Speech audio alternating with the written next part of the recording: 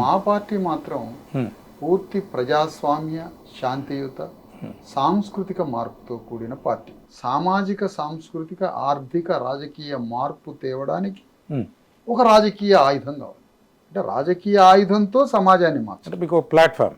రాజకీయ ఆయుధంతో సమాజాన్ని మార్చడం అంటే ఒక మిషన్ వర్క్, ఒక సేవా దృక్పథంతో సమాజాన్ని మార్చడం కోసం పొలిటికల్ అనే ఇన్స్ట్రుమెంట్ ద్వారా కూడా పవర్ని తొందరగా చేంజ్ చేయొచ్చు అనేది ఇక్కడ ఆయుధం.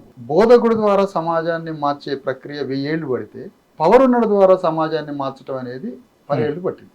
దానికోసం రాజకీయ ఆయుధాన్ని ఎంచుకొని ఒక లెగసీ కంటిన్యూ అవుతా ఉంది సమాజంలో మార్పు కోసం. బుద్ధుడి నుంచి అంతకుముందు ఉన్న బింబిసారు నుంచి ప్రారంభమైనటువంటి ఉద్యమం. బిఎస్పీలో ఒక వర్గం కాదన్నారు, ఆ వర్గాన్ని కొంచెం ఎలాబరేట్ చెప్పగలుగుతారా అనేది?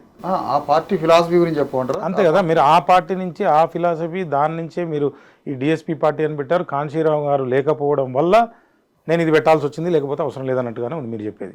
అది అదే దాని గురించి ఫస్ట్ అదే బిఎస్పీలో ఆ వర్గం కాదని ఆ వర్గాన్ని ఎందుకు పక్కన పెట్టారు? వర్గాన్ని పక్కన పెట్టారు అనేది కాదు, అక్కడ వాళ్లే కింద వర్గాలని పక్కన పెట్టారు. వాళ్ళని వీళ్ళు పక్కన పెట్టలేరు. పైన ఉన్నటువంటి హిందూ బ్రాహ్మణీయ సోషల్ ఆర్డర్లో ఇక్కడ శ్రామిక కులాలు, ఉత్పత్తి కులాలు, శూద్రులు వీళ్ళు శ్రమ చేసే జీవులు మాత్రమే. వీళ్ళకి రాజకీయ అధికారం, సామాజిక గౌరవం, ఆర్థిక భాగస్వామ్యం, సామాజిక గౌరవం ఇవేమి ఉండనటువంటి ఉత్పత్తి కులాలైన శూద్రులు.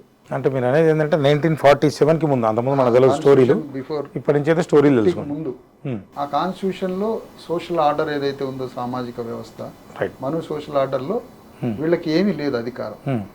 అప్పుడు దాన్ని ఈ వర్గాలకి బహుజన సమాజంగా వీళ్ళని పిలువబడ్డారు.